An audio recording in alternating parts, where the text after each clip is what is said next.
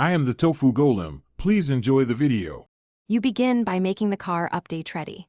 Ensure the battery is at least 50% or plug into a charger, because interruptions can corrupt the install.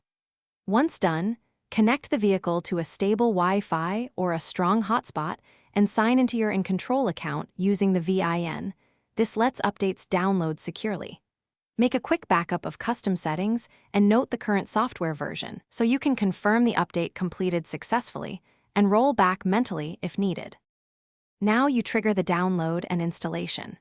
Open the infotainment update menu, choose OTA over Wi-Fi, or prepare a USB with the downloaded package and start the download.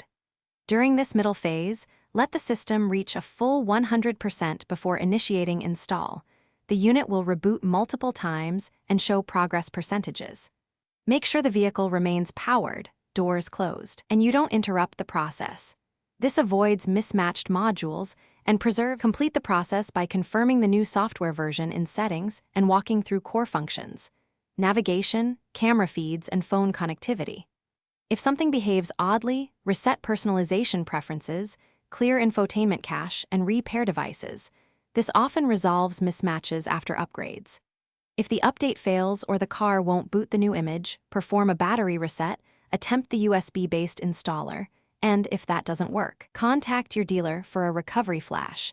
Dealers can run diagnostics and restore module programming safely. Thanks for watching. Consider subscribing if we helped you today.